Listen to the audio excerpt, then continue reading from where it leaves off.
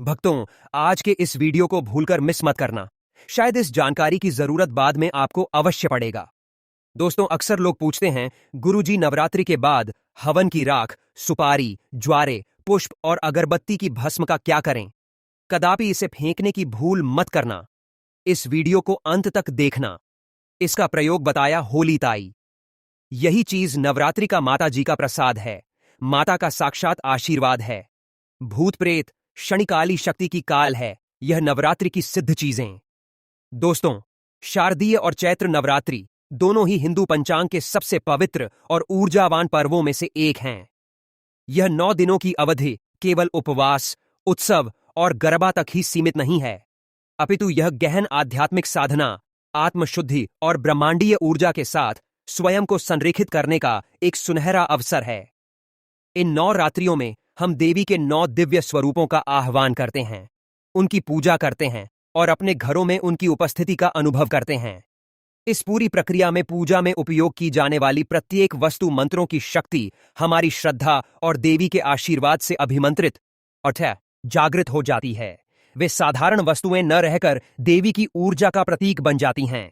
अतः जब नवरात्रि का समापन होता है और विजयदशमी का सूर्योदय होता है, तो हमारे सामने एक महत्वपूर्ण आध्यात्मिक दायित्व आता है। वह दायित्व है इन पवित्र और जागृत हो चुकी सामग्रियों का उचित प्रबंधन करने का। इन वस्तुओं को सामान्य कचरे या अपशिष्ट की भांति समझना देवी की ऊर्जा का अनादर करने जैसा है। इन सामग्रियों का सही तरीके से विसर्जन या पुनः उपयोग यह सुनिश्चित करता है कि हमने जो पुण्य और सकारात्मक ऊर्जा 9 दिनों में अर्जित की है, वह हमारे घर और जीवन में बनी रहे। यह लेख इसी महत्वपूर्ण विषय पर एक विस्तृत मार्गदर्शिका है, जो आपको बताएगा कि नवरात्रि के बाद जौ, हवन की भस्म, कलश, नारियल और अन्य पूजन सामग्रियों का क्या करना चाहिए। यह केवल एक प्रक्रिया नहीं, बल्कि हमारी श्रद्धा और भक्ति की पूर्ण होती है। नवरात्रि के बाद जौ, गब्बारे कब्जे आपके आखो, अगरबत्ती की भस्म और अन्य सामग्रियों का प्रबंधन। नवरात्रि के प्रथम दिन घटस्था स्थापना के साथ ही हम मिट्टी के पात्र में जौ या गेहूं बोते हैं। 9 दिनों तक यह अंकुरित होते हैं और धीरे धीरे बढ़ते हैं। इन जवारों को देवी की कृपा, समृद्धि और हरियाली का प्रतीक माना जाता है। इसी प्रकार अखंड ज्योति की लौ, हवन और अगरबत्ती से उत्पन्न भस्म और पूजा में प्रयुक्त अन्य सभी वस्तुएं दिव्य ऊर्जा से भर जाती हैं। आइए एक एक करके इनके सही प्रबंधन की विधि को समझें। एक जौ या जवारे का क्या करें? नवरात्रि के दौरान उगाए गए जवारे मात्र पौधे नहीं होते, वे साक्षात अन्नपूर्णा देवी का स्वरूप माने जाते हैं। उनका हरा भरा रंग घर में सुख, शांति और समृद्धि का सूचक होता है। 9 दिनों की पूजा के बाद इन जवारों का प्रबंधन अत्यंत श्रद्धा के साथ करना चाहिए। प्रथम विधि, पवित्र जल में विसर्जन। सबसे पारंपरिक और उत्तम विधि है जवारों को किसी पवित्र और बहती हुई नदी या तालाब में विसर्जित करना। विजयदशमी के दिन पूजा संपन्न करने के बाद उस मिट्टी के पात्र को जिसमें जवारे उगे हैं, सम्मान सहित उठाएं। इसे अपने सिर पर या हाथों में लेकर किसी निकट के स्वच्छ जल स्रोत पर जाएं। वहां जल देवता को प्रणाम करें और देवी का स्मरण करते हुए धीरे धीरे जवारों को पात्र सहित जल में प्रवाहित कर दें। यह और पंबा पशपा की बागी बोपाव में प्रकृति की वस्तु को वापस प्रकृति को ही लौटाने का एक सात्विक तरीका है। द्वितीय विधि समृद्धि के प्रतीक के रूप में संग्रह है। आप कुछ जवारे विसर्जित करने के बाद पात्र से निकाल सकते हैं। इन जवारों को एक लाल या पीले वस्त्र में बांधकर अपनी तिजोरी, धन रखने के स्थान, भंडार घर या दुकान के गल्ले में रख दें। यह मान्यता है कि ऐसा करने से देवी अन्नपूर्णा की कृपा बनी रहती है और धन धान्य में कभी कमी नहीं आती। यह 1 वर्ष तक रखा जा सकता है और अगली नवरात्रि में नए जवारे स्थापित करते समय पुराने को विसर्जित किया जा सकता है। तृतीय विधि, घर के गमलों में स्थान देना। यदि आपके पास कोई स्वच्छ जल स्रोत नहीं है, तो जवारों को पात्र से निकालकर अपने घर के किसी गमले की मिट्टी में दबा दें। विशेषकर तुलसी के गमले में ऐसा करना बहुत शुभ होता है। धीरे धीरे वे मिट्टी में मिल जाएंगे। ध्यान रहे कि उस गमले में कोई अशुद्ध वस्तु ना डाली जाए। चतुर्थ विधि, पशुओं को खिलाना। जवारे गाय को खिलाना भी एक पुण्य का कार्य माना जाता है।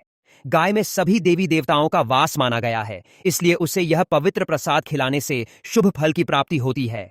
2 अगरबत्ती, धूप बत्ती और हवन की भस्म का उपयोग। 9 दिनों तक जो अगरबत्ती, धूप बत्ती और हवन कुंड देवी के समक्ष प्रज्वलित हुआ, उसकी भस्म या राख साधारण नहीं होती। यह अत्यंत पवित्र और सकारात्मक ऊर्जा से युक्त होती है। इसे विभूति भी कहा जाता है। मस्तक पर धारण करना। इस पवित्र भस्म को एक स्वच्छ डिब्बी में भरकर रख लें। प्रतिदिन पूजा के बाद या घर से किसी शुभ कार्य के लिए निकलने से पहले इसे अपने मस्तक पर लगाएं। यह भस्म एक सुरक्षा कवच की भांति काम करती है, जो नकारात्मक ऊर्जा और बुरी नजर से रक्षा करती है। घर की शुद्धि। यदि आपको घर में किसी प्रकार की नकारात्मक ऊर्जा या भारीपन का अनुभव हो, तो इस भस्म की एक चुटकी लेकर पूरे घर में, विशेषकर कोनों में छिड़क दें। मुख्य द्वार के दोनों ओर थोड़ा थोड़ा छिड़कने से घर में नकारात्मक शक्तियों का प्रवेश बाधित होता है। पौधों के लिए पोषण। यह भस्म पौधों के लिए भी बहुत लाभकारी होती है।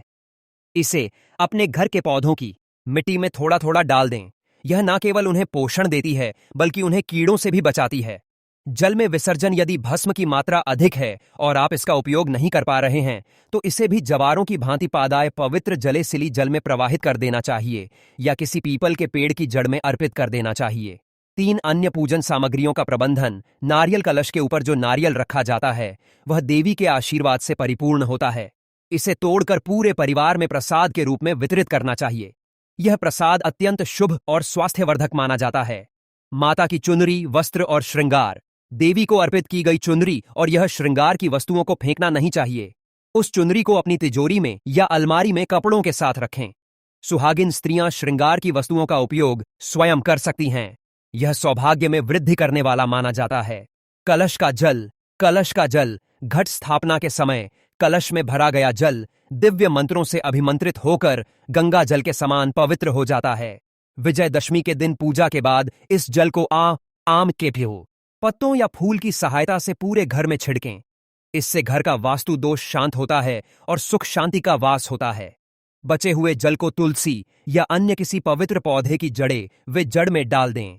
कलश के नीचे रखे चावल या अनाज। कलश के नीचे जो चावल या सप्तधान्य रखे जाते हैं, वे भी ऊर्जावान हो जाते हैं।